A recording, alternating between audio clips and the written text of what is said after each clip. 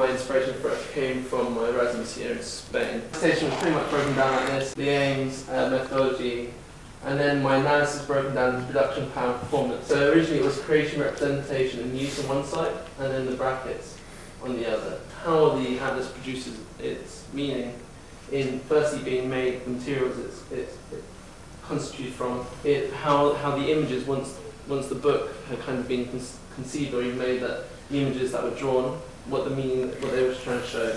And then finally, the bit that was kind of the scariest was trying to use some non-representational theory about really how using, performing an atlas or reading a book could change your meaning or understanding of it. And then the other aim was really to combine old and new. So the historical study of something was something that, for example, Margo Mundi, which is a journal for historical cartography, does really, really well. But they tend to study it, or from my understanding, study it more of an old object and cataloguing in a way. Then there was this now outmoded Harleian deconstruction critical cartography, which is basically a discourse of power and discussing what was going on underneath, what was hidden.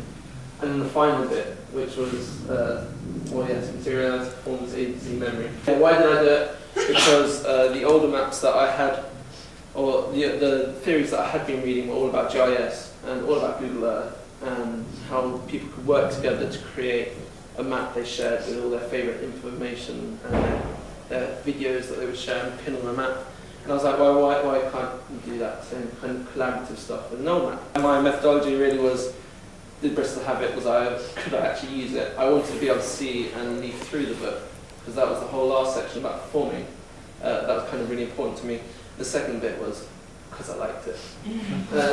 And there wasn't choose a certain map, it was just what I found interesting goes. For the first section, my analysis was deduction, which was basically just a historical study of it, and how the atlas I was studying itself was actually part of a kind of evolution, for want of a better word, from what was originally a collection of just plates of images without any text in 1630, the Atlas Appendix, to what became the Atlas Major, which was one of the most expensive and luxurious books of the time. The provenance of the history of the book I was actually using itself, it was dedicated to a guy called Joseph Hill, who was a nonconformist minister who's held a position at the University of Cambridge, and with the Great Ejection was an exile to the Netherlands, where he wrote a lot of propaganda material for which he was rewarded by Charles II in the end, because what he was doing was trying to prolong the French-Dutch war, kind of thereby improving Anglo-Dutch relations, which is theorised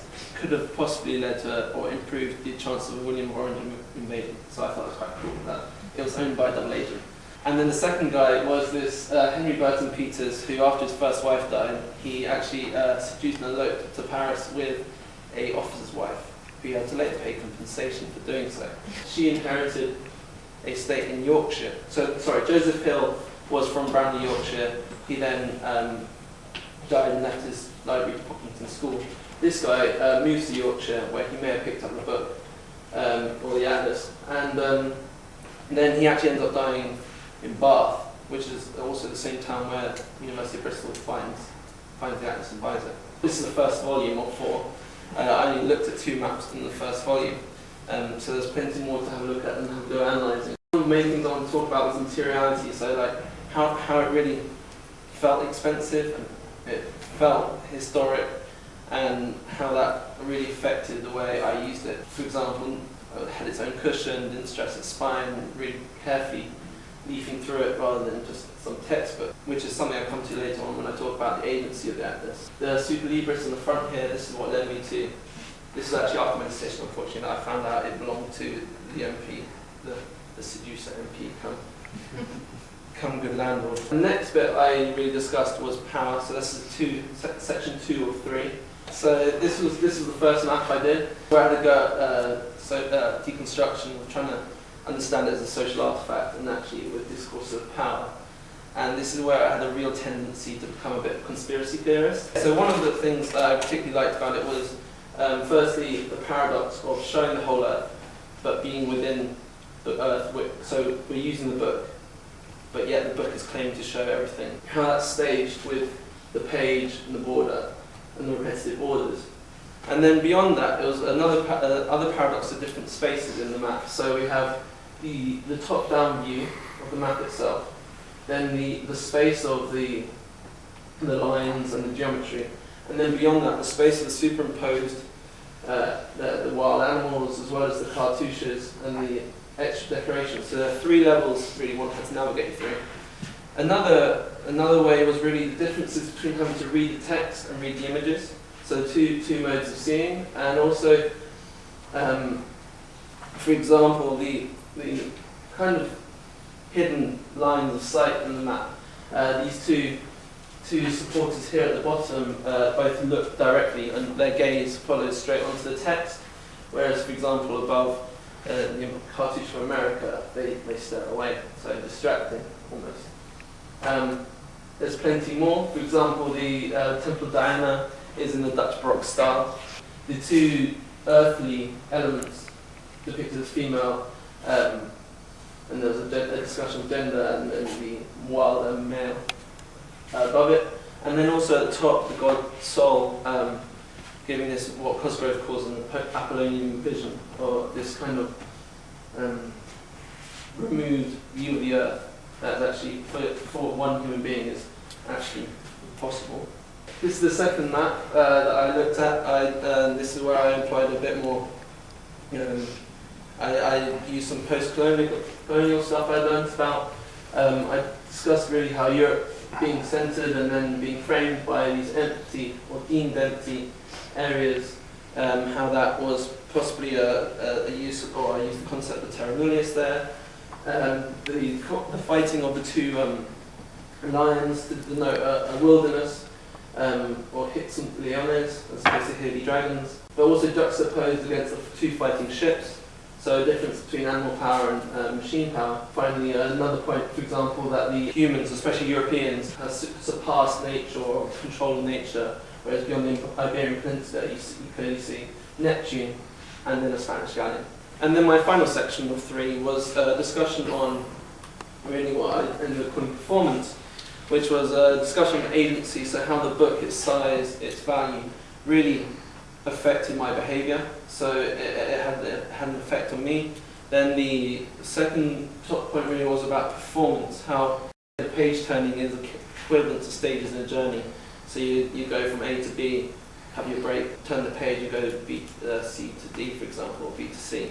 And this is actually something reflected in Ortelius's Atlas at the start, where he explains that on the back side of each map he has a section of text. The section of text is akin to a break or a pause for a weary reader or armchair traveller.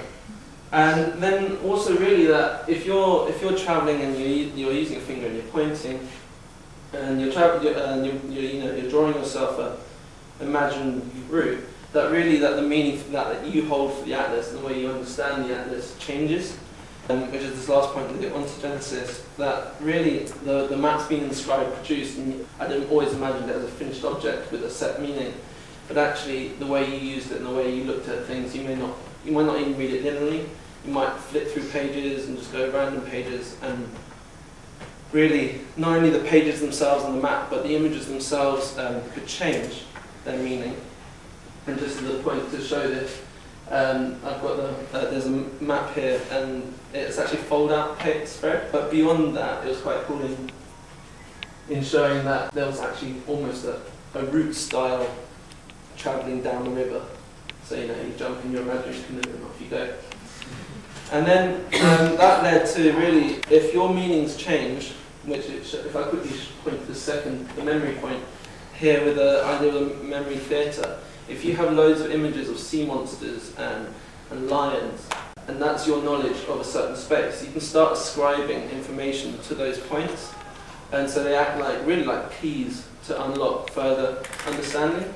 So this goes back to the memory theatre idea in classical antiquity, where you have a space, recessions or alcoves, and the idea was you assign parts of a speech to each one, and as you go back through the process, you can remember a very old speech. Really, if you're changing the meaning and your understanding of the map, then surely that map is no longer the production of someone.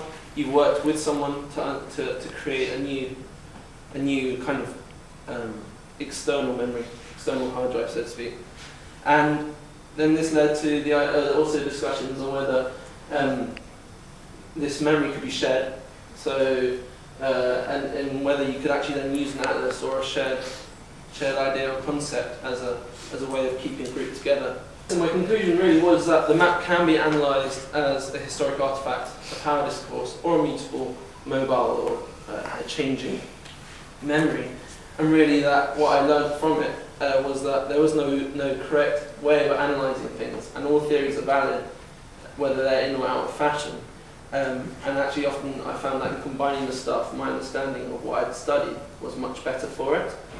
And that there was a recent theory focused on recent mapping, and older theory focused on older mapping. And I didn't understand why, or after doing it I thought actually you could mix it up.